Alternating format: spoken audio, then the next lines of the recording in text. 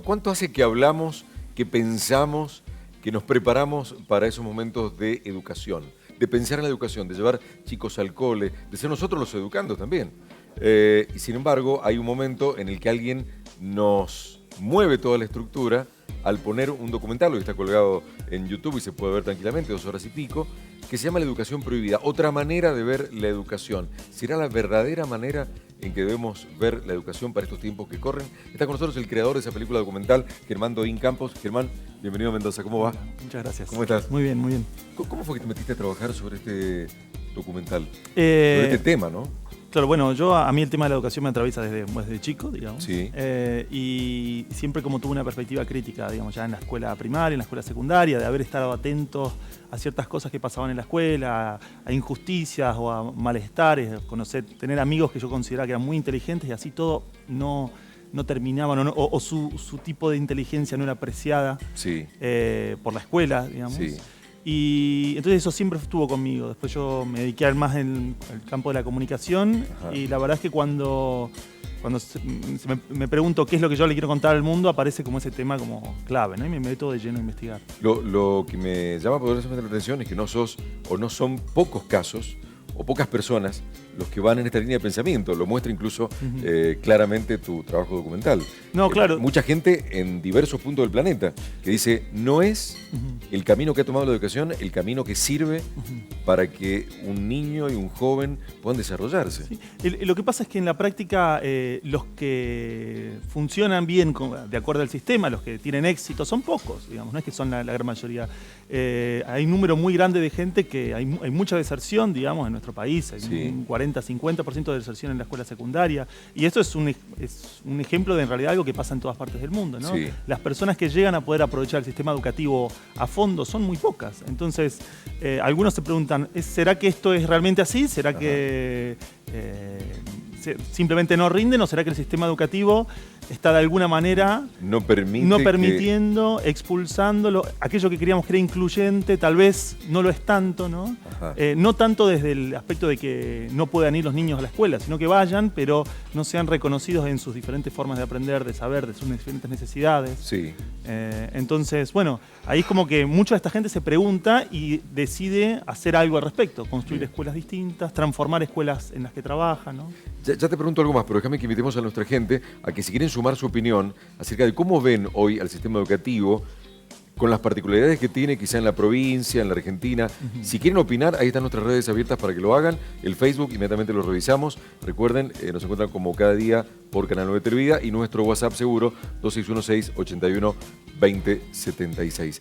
¿Qué le encontrás de malo para haber encarado este trabajo tan profundo y tan movilizante? ¿Qué encontrás de malo al sistema educativo? ¿Qué le encuentran muchos educadores o pensadores al sistema actual? Y lo primero que aparece no es tanto una cuestión de bien o mal, sino esta cuestión de desfasaje, digamos, un sistema educativo que sigue utilizando metodologías, formatos y formas de pensar del siglo XIX, digamos, ¿no? Es como, si uno lo piensa, uno puede llegar a sentarse y agradecer a aquellos que fundaron la escuela pública y demás, pero lo cierto es que el formato del profesor dando clases a unos niños, 30, 40 niños, mirando al frente, digamos, la pizarra, esta lógica expositiva, eso funciona hace 200 años. Exacto. Entonces, ¿qué pasa, digamos? ¿Qué sucedió? Que las demás formas de transmitir conocimientos, las demás profesiones han cambiado muchísimo, pero de alguna manera lo que sucede dentro del aula no cambia. Entonces, esa es como la principal crítica, esta cuestión anacrónica del sistema educativo. Y después, una segunda crítica, tal vez para mí un poco más potente, es que, claro, en ese modelo anterior, ciertas cosas que hoy nos parecen importantes, lo que te pasa, lo que sentís, tu deseo, digamos, ciertas cosas vinculadas a lo humano, digamos, tal vez hace 150 años a nadie le importaban, que son las que terminan derivando en las epidemias de estrés, en las enfermedades y demás. Siguen sin estar presentes en el sistema educativo, siguen estando como en un segundo lugar. Es como que parecería que lo importante es esa currícula, esos conocimientos, y el alma, se podría decir, el ser humano que está ahí atrás, no lo tenemos en cuenta, ¿no? Entonces, esos son como dos elementos. Vos también por ahí en el documental se habla también que las escuelas públicas no están muy limitadas por el Estado también, como que no tienen recursos para avanzar en cuanto a la tecnología, que es el planteo, ¿no? Que están muy limitados por el Estado, en cuanto a presupuesto y en cuanto a todo. Así es, hay varias limitaciones, digamos. Yo creo que igual la mayor limitación, o sea, si bien uno como defensor de la escuela pública diría es importante que siga creciendo el presupuesto, ¿no? Aunque nosotros tenemos uno de los presupuestos más altos de la región, pero siga creciendo el presupuesto en educación pública, se invierta en otras cosas, haya otro tipo de redistribución de los recursos, como para que los docentes no tengan que estar pensando en el salario para poder hacer transformaciones. ¿Esa es la educación alternativa de la que hablás respecto al sistema actual? Yo lo que digo es que eso tiene que estar, pero además tiene que haber un proceso de transformación en la cultura escolar. Hay como una cosa... ¿Cómo se logra eso? Y eso es formación, es empezar también que estos otros elementos de qué necesita la educación empiecen a filtrarse dentro de espacios como este o el espacio en la mesa familiar. O sea, un poco nosotros hicimos una película con ese sentido, para que no se penetre solamente en la academia o en la formación o en el sistema educativo, sino también en el cotidiano, ¿no? Que la gente empiece a decir, bueno, tal vez mi hijo necesita otra mirada, necesita un poco más. Como que la gente empiece a avalar la posibilidad de ese cambio. Claro, y a vivenciarlo como en su cotidiano, porque claro, no es cuando hablamos de educación hablamos también de crianza, ¿no? Obvio, de paternidad. ¿dónde está? Es difícil también porque vos estás en tu casa, por ahí me pongo en el papel del chico o adolescente, vos estás en tu casa, estás lleno de tecnología, con el celular, con, no sé, el smart, con un montón de cosas, y vas a la escuela y todavía seguís con la pizarra, todavía seguís con el marcador, a la tiza, entonces es como también difícil para el niño adolescente, pero porque se encuentra en dos mundos distintos. Bueno, ahí has puesto un tema, Gonza, y se lo quería preguntar también, que cómo ve, Germán, vos que has tenido así de primera mano el contacto con tantos pensadores acerca de esto, ¿cómo ves el tema de la tecnología en la educación? Porque lo que dice Gonza, ¿no? Hoy lo decía incluso Facundo Manes el año pasado, acá en Mendoza en una charla, que hoy cualquier niño, joven, adulto obviamente, tiene acceso a todos los contenidos que también se dictan dentro del aula. Sin embargo, en el aula se le dice no, o le decimos no a la tecnología por momentos, excepto en las clases donde se establece que la computadora o la tablet es el elemento de trabajo. Yo creo que medio como que es como un arma de doble filo, ¿no? Porque es una herramienta, en definitiva, un martillo, digamos, uno lo puede usar para clavar un clavo o lo puede usar para matar a alguien. Sí. Entonces, yo creo que es un arma de doble filo. Por un lado, tenemos la posibilidad de estar en una herramienta que nos brinda acceso a todo el conocimiento que hay. Hoy, hace 10 años se dudaban del conocimiento que venía de Internet, hoy ya es una principal fuente de conseguir por lo menos información rápida, sí. ¿no? Y el hecho de que nosotros no abracemos eso y no empecemos a pensar en que no hay tanto que enseñar, no hay que depender de las tecnologías, pero sí enseñar a gestionarlas, a utilizarlas, saber buscar, digamos, ¿no? Y saber googlear, digamos, es una habilidad que tenemos que tener, o sea, saber identificar cuáles son las fuentes valiosas de información, cuáles no. Eso en primer lugar. Entonces, eso para mí la escuela tendría que tenerlo dentro de su práctica, ¿no? De brindar esas competencias. ¿Dónde está la falla? ¿Dónde está el mayor déficit que vos, vos que investigaste, que has estudiado el tema? ¿Está en los docentes? ¿Está en el Estado con sus políticas? ¿Está en la familia? ¿Está en los papás? ¿Están los chicos? ¿O están todos? Claro, como todo es complejo, están todos. Es por eso te digo, es una cuestión como cultural. Es una cuestión de cambiar no solo la mirada que tenemos los padres hacia nuestros hijos, los padres y las madres hacia nuestros hijos, ¿no? ¿Cuál debería ser la mirada correcta para muchos papás que nos están viendo? Y yo creo que empezaría como decir que una mirada que reconozca, que no parta de la idea de que ese niño o esa niña que está ahí es un sujeto vacío. Y que se equivoca y que no tiene nada para darnos. Es un sujeto que tiene emociones, que tiene sensaciones, que tiene deseos, que tiene ganas de hacer cosas y entender esas cosas como legítimas. Y partir desde ahí. O sea, ese chico que está con el... tiene intereses, no es que está vacío, digamos. ¿no? Entonces, trabajar con eso y transformarlo para que eso se potencie en otra cosa. Despertar el conocimiento de los chicos, para que después se potencie en la escuela, decís vos. Eso se puede potenciar en cualquier parte, de hecho, en la escuela, en la falla del sistema educativo. Y la falla del sistema educativo sería como, de alguna manera, negar esas particulares, esas individualidades, digamos. O sea, incluso incluyendo tecnologías, si nosotros podemos traer todas las tecnologías que querramos, pero si nosotros no logramos generar una mirada, digamos, que abrace, que reconozca al otro sujeto, que diga, acá estás vos, con tus historias, con tus problemas, con tus deseos. Si no incluimos eso en el proceso educativo, ese niño va a seguir sintiéndose menos, va a seguir con esa herida, digamos, que la llevamos todos, ¿no? Pero bueno, algunos hemos sabido como sortear un poco nuestro camino en la vida. Ni hablar de la evaluación, ¿no? La evaluación que sigue siendo por notas, ¿no? Que a mí, mira, que a la vuelta de la vida también me toca dar clases. Cada vez que voy a colocar la calificación digo, qué injusticia tanto para bien como para mal, ¿no? Porque no sé si el 9 es realmente la nota o si el 5 es realmente la nota que se merece un alumno. Que cualquiera... Está dicho, está explicado sí, también. Bastante en el documental, pero cualquiera que haya atravesado... Cualquiera de nosotros que haya atravesado el sistema educativo y que haya atravesado una experiencia profesional, Sí. entiende que en realidad los números esos nunca terminaron definiendo quiénes somos como profesionales y demás, ¿no? Entonces, así como hay grandes personas que han atravesado y que han sido abanderados en sus diferentes carreras, que no necesariamente garantiza que sean buenos profesionales. Entonces, para nosotros creo que la vida misma nos dice ahí que eso no tiene mucho sentido. Y es más que nada una necesidad burocrática, es una necesidad de llenar cuadraditos en un listado. Y eso justamente también en el documental, digo, pude verlo un poco, el tema del documental hablaba de principios y valores, como que la escuela, si bien habla de principios y valores, no los aplica, ¿no? Y con eso te quería preguntar también qué opinás con respecto a que en las escuelas se empieza a hablar de educación sexual dentro de las escuelas. Porque, a ver, es cierto que dice la escuela, no tenés que ser manoseado por ningún adulto, no tenés que ser, pero no lo aplican, digo, no hay talleres con respecto a eso. ¿Qué opinás que hoy pueda hablarse de educación sexual dentro de las escuelas?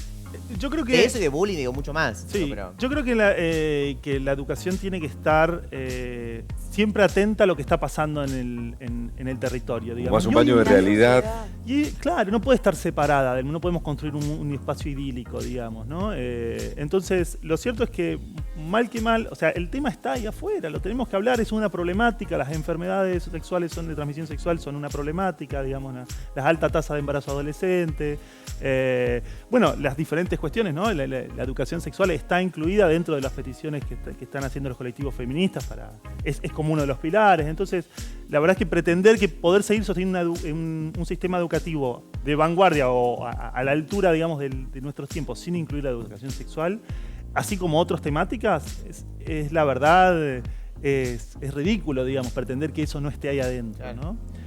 Así como pretender que no estén otras temáticas vinculadas a nuestro cotidiano, a lo que está pasando en nuestra realidad, ¿no? Sin necesariamente caer en la lógica partidista de tratar de tomar partido por un lado o por el otro, ¿no? De ideologizante, pero sí que el tema esté ahí adentro. Germán, hay grupos, incluso algunas escuelas o instituciones, que han aplicado ya esto de pensar la educación y de practicarla de otra manera. Por ejemplo, educación Waldorf. ¿Qué pensás acerca de esto? Bueno, yo soy un poco dentro de lo que he hecho, me he especializado en conocer la mayor diversidad de experiencias que rompían y que hacían otras cosas. La pedagogía Waldorf es una de ellas, la educación Montessori, por ejemplo, experiencias de educación libertaria, educación libre, bachilleratos populares o espacios de educación popular. Son tal vez las corrientes que más están cerca de nuestro cotidiano, digamos, ¿no? O formas de educación por el arte. A mí me parece que son todas experiencias válidas y valiosas en tanto y en cuanto las comunidades, ahí las personas, las familias estén comprometidas con ese campo de transformación, ¿no? Pero como en todo hay experiencias que gente interesada en armar pequeños puestitos, kiosquitos para vender la moda de lo que hay, ¿no? Afortunadamente en Argentina hay las dos cosas, digamos, encontramos experiencias muy legítimas de gente que está pensando cosas distintas. Acá mismo en Mendoza hay varias experiencias, hay como una muestra interesante, digamos, hay escuelas Waldorf, hay escuelas Montessori, con inspiración Waldorf, experiencias más abiertas, más libres, experiencias de educación popular, de organizaciones así, movimientos sociales. ¿Qué son? Para la gente que no sabe, esas escuelas con esas corrientes, ¿qué son? Explicado rápidamente para el que no tiene idea de lo que estamos hablando. Y son escuelas que partiendo de algunas de estas inquietudes o desafíos, problemáticas que planteábamos recién, se animan a decir, bueno, ¿de qué otra manera podría ser la escuela? ¿De qué otra manera podría ser la educación? Entonces ahí empiezan a aplicar en la práctica otros formatos, otras metodologías. Algunos están experimentando y explorando ahora, otros tienen muchos años. Vos mencionaste la pedagogía Waldorf, tiene cerca de 100 años, ¿no? La pedagogía Waldorf, que cumplió 100 años el año pasado. Y hay miles de escuelas en todo el mundo que aplican esa metodología, lo mismo con la educación Montessori, que ya tiene más de 100 años. Es decir, hay personas a lo largo de la historia que han ido aplicando otras formas. Y ahí, ¿qué nos encontramos? Escuelas, por ejemplo, que no tienen exámenes o calificaciones como las conocemos. Escuelas que tienen otras formas de organizar la currícula.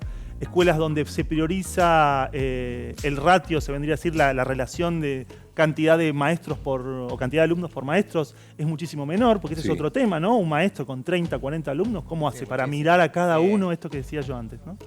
Entonces eso, el involucramiento de las familias dentro de los proyectos educativos, es decir, no separar a la comunidad y a las familias afuera. Por la creación de estas escuelas y estos sistemas, digamos, que ya se aplican, ¿pensás que estamos muy lejos o más cerca de lo que se ve, de cambiar el molde, de Yo romper creo el que molde? en términos del sistema educativo a nivel así como global, estamos un poquito más cerca porque vemos que ya modelos de sistemas educativos así como consagrados, como podría ser el sistema educativo de Finlandia, que siempre Sí. se habla de, Sí. está en los primeros puestos, tiene muchísimo de la pedagogía Waldorf, por ejemplo, tiene muchísimo de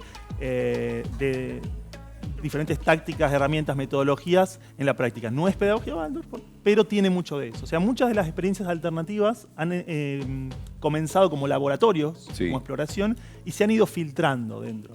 De hecho, el jardín infantil, nosotros tenemos, es común ver sillitas y mesitas chiquitas. Eso fue un invento de la educación alternativa de María Montessori hace 100 años. Ajá.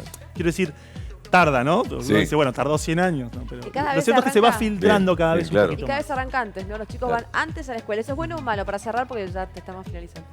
Y yo diría que en realidad la prioridad es que un niño desde que nace hasta mayor cantidad de tiempo posible esté con su madre y con su padre, esté en el entorno familiar y que pueda compartir y estar en contacto con otros niños. Pero que un niño empiece al año o a los 45 días en una institución es ir quitándonos de a poco la humanidad, digamos, que tenemos, ¿no? Entonces, si uno puede evitarlo, yo Mejor. lo evitaría. Y si no, tratar de buscar aquellos espacios donde realmente el niño sea amado, ¿no? Gente, estamos hablando de la educación prohibida y no es una cosa de locos. Grandes referentes de Latinoamérica hablan de esto y están, con su opinión, contenidos en este trabajo documental que ha hecho Germán Doín Campos. Lo pueden ver en HD por YouTube, buscan como la educación prohibida y ahí se ve, son 2 horas y algo, ¿no? 2 horas y media, sí, todo 2 horas y tranquilo, armas un cafecito, un matecito. Porque... Pero es tan dinámico que no te puedes despegar de la pantalla, te puedo asegurar. Mirá la educación prohibida por YouTube, lo vas a encontrar rápidamente y tené también tu propia opinión. Por ahí me parece vas a encontrar muchísima más coincidencia de la que vos creés respecto de este tema. Otra cosa importante que me decía Germán, no se puede promocionar porque está acá en Mendoza, estuvo de gusto acá el fin de semana, pero además va a dar una charla hoy, pero está copado el lugar ya, no hay más cabida. Pero me dice Germán, próximamente vengo, lo anuncio y doy una segunda chance para que nos encontremos de nuevo para hablar de esto con mucha gente de Mendoza. Así es. Germán, gracias. Muchas Dejamos gracias. un fuerte aplauso de todo el equipo, Gracias. gracias, por hacernos pensar, muchas gracias. No, gracias.